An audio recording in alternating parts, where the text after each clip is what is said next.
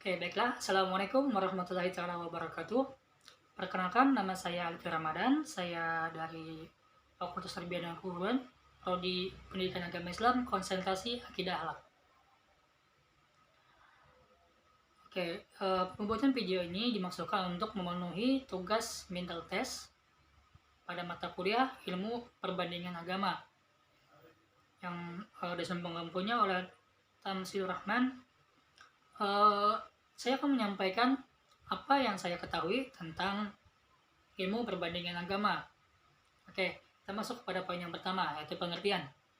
Ilmu perbandingan agama adalah ilmu yang mempelajari tentang baik itu persamaan ataupun perbedaan antara agama yang satu dengan agama yang lain.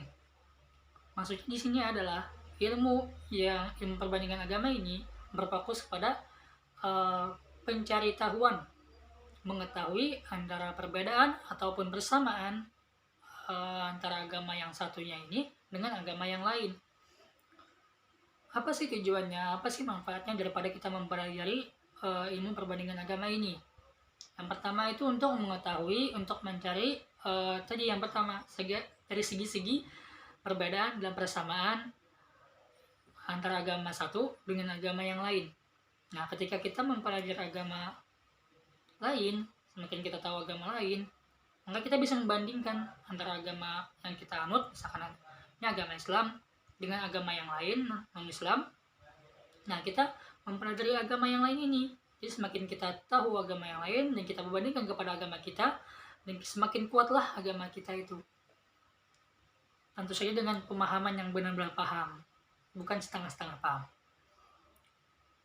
Oke, yang kedua, membuktikan yang mana segi-segi agama yang satu ini melebihi agama yang lain, seperti saya katakan sebelumnya. Kemudian yang ketiga itu menumbuhkan rasa simpati terhadap orang-orang yang berbeda agama. Jadi maksudnya di sini adalah kita bisa menghargai perbedaan agama.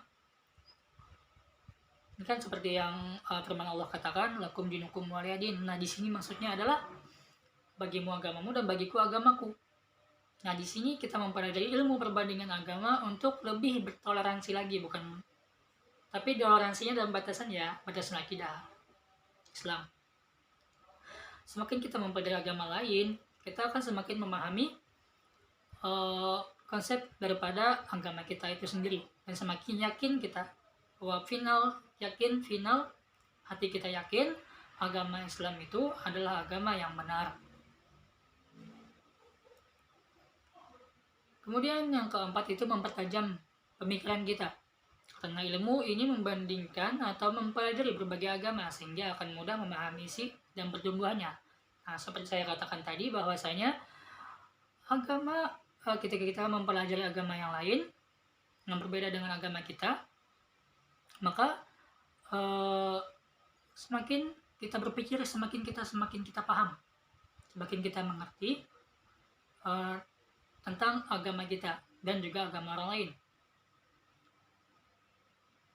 Nah, ketika kita paham, kita mengerti agama itu, kita bisa memberikan pencerahan kepada orang lain, insya Allah. Kemudian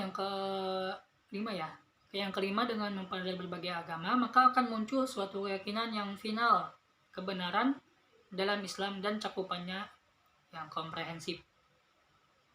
Artinya di sini bahwa ketika kita mempelajari perbandingan agama ini, tidak lain dan tidak bukan untuk meyakinkan diri kita sendiri, meyakinkan diri kita bahwa agama itu